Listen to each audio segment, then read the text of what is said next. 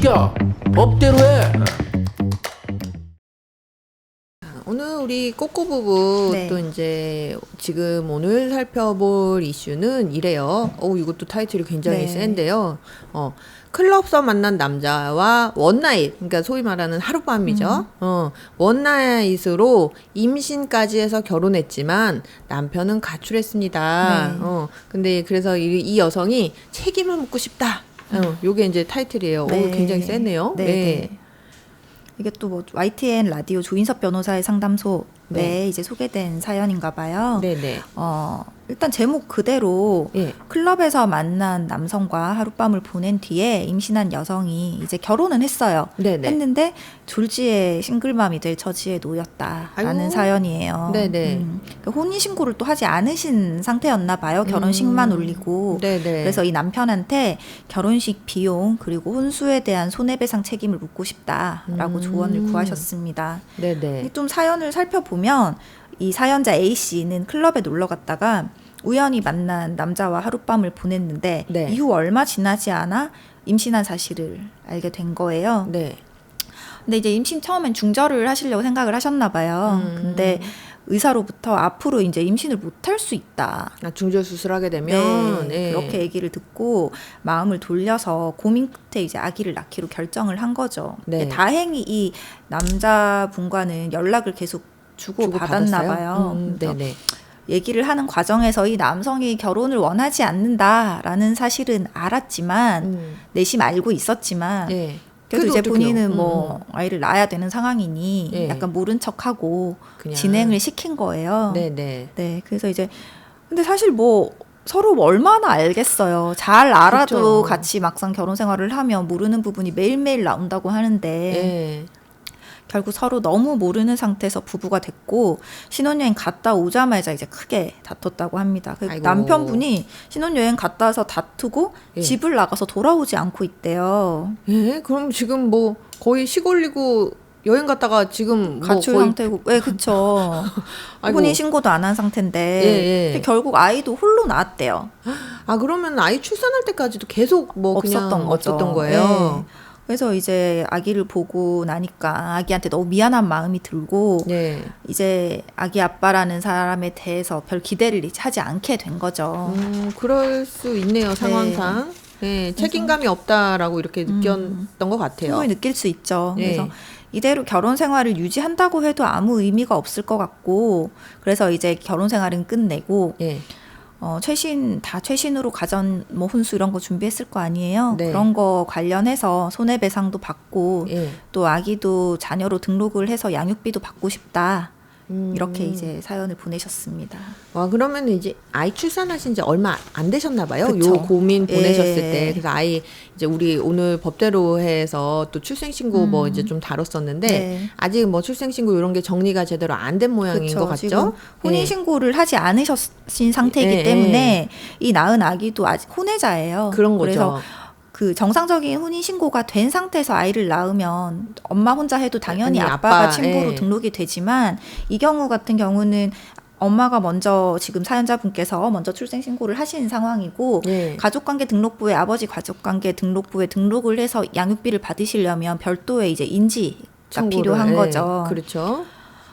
참 이게 아이고 너무 그죠. 너무 답답해요. 네. 예, 보통 이렇게 혼인 기간이 뭐 한 3, 4년 채 안 되게 이혼을 하는 경우를 네. 우리 보통 퇴직 이후에 노년기에 접어들여서 이제 이혼하시는 분들에 대해서 황혼 이혼이라고 네. 하잖아요. 이건 소위 신혼부부 이혼이라고 얘기를 해요. 그 그러네요. 3, 4년 예, 정도 예.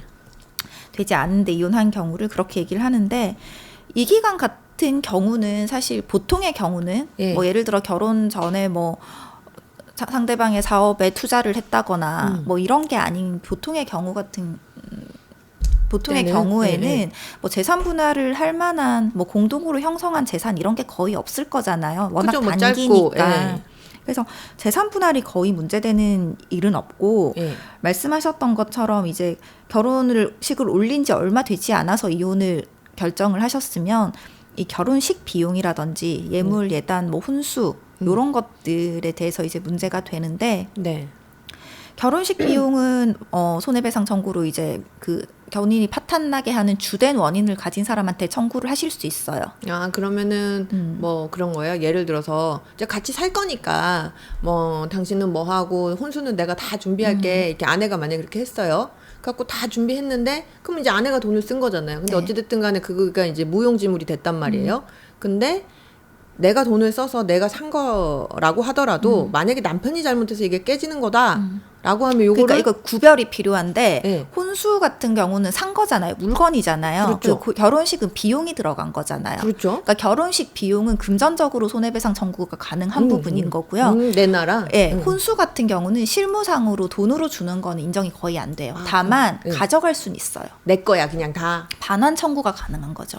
근데 내가 샀으니 당연히 내 거지. 네, 그러니까 이제 이걸 금전적으로 손해배상을 해달라라고는 안 된다는 거죠. 아, 이거 그래요. 냉장고 얼마, TV 얼마 이렇게 내가 다 샀으니까 이거 가액으로 계산해서 돈을 줘라고 청구하는 건 어렵다는 거죠. 다만 들고 나갈 수는 있어요.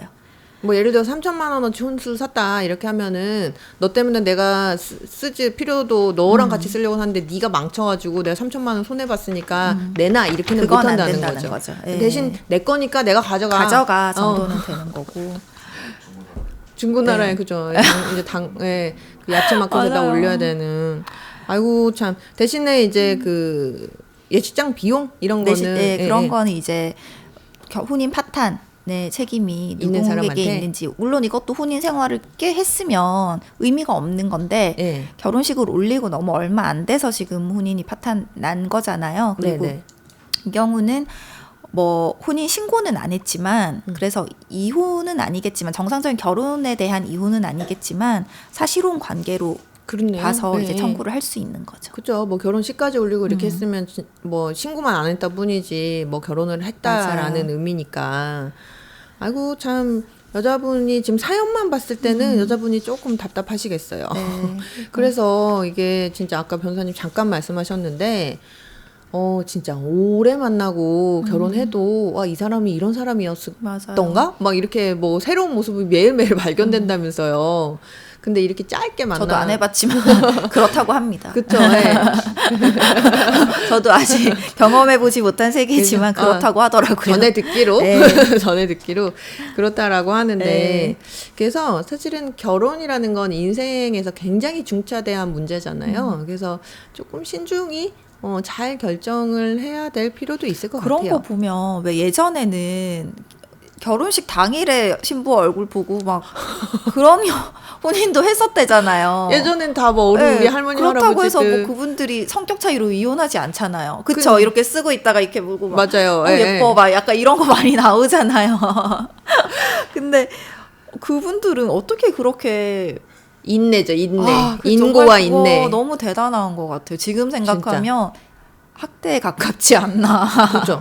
난생 처음 보는 사람이랑 이미 결혼을 해버렸네. 결혼식 첫날에 만났네. 그렇죠. 이런 복불복이 인생을 통째로 건 복불복이잖아요. 이게 어떤 사람인지. 맞아요. 예. 물론 뭐 다 어른들이 뭐 그 집에 뭐 처자가 참하고 뭐 뭐 이런 남편이 이야기는 뭐 했지만. 똑똑하고 뭐 이러긴 하겠지만 아이 살 당사자들이 그러니까요. 모르는데 그쵸. 진짜로 저희 뭐 부모님 세대까지는 아니더라도 진짜 할머니 할아버지 세대 때는 그렇다고 하잖아요. 그 시대 때는 이렇게 뭐 연애를 할 수가 없는 시대니까 그럼 큰일 난다고 하더라고요. 그러니까 사실 어떻게 보면은 어쨌든 만남이 있고 뭐 혼인 준비도 같이 하고 그거에 비하면 꽤 많이 이제 하고 한 것일 텐데도 불구하고 그쵸. 네, 사실 뭐 모르는 사람이랑 결혼해서 아이 낳은 거나 다름없죠. 거의 뭐 네. 그런 거죠.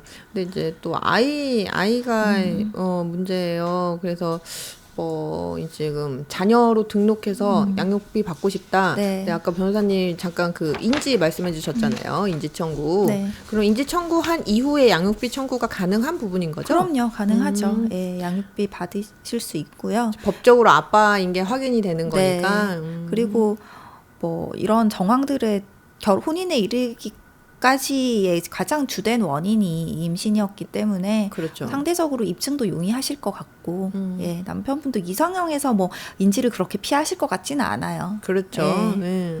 그래서 아무쪼록 뭐 결혼은 부부 관계 당사자 간의 일이니까 맞아요. 뭐 강요할 수 없는 부분이지만 태어난 아이에 대해서는 두 분 다 책임감을 가지시고 아이가 그쵸. 잘 자랄 수 있도록 그거에 좀 집중하셨으면 합니다. 그래 맞아요. 네. 예. 아이고 그래서 잘 만나고 좋은 사람 만나는 게 정말 쉽지가 않은 일 같아요. 잘 맞는 사람을 만나는 게 진짜 어렵죠. 예. 그렇죠. 예. 오늘은 또 이렇게 해서 좀 이것도 은근히 답답한 사연이에요. 그쵸. 그렇죠? 예. 이 당사자 사연자 분이라고 생각하면 마음이 엄청 답답하시죠. 너무 답답할 것 같고 그- 또 뭐 사실 이 남편분 입장에서도 난 처음부터 원하지 않는다고 했는데 여기까지 왔어라는 또 억울함도 뭐 네, 각자 뭐. 사연은 있는 거니까 그렇죠. 또 있을 것 같고 참. 자, 모쪼록 건강하게 아이 잘 건강한 네. 아이로 행복한 아이로 잘 키우시기를 바라겠습니다. 네, 수고하셨습니다. 네, 감사합니다.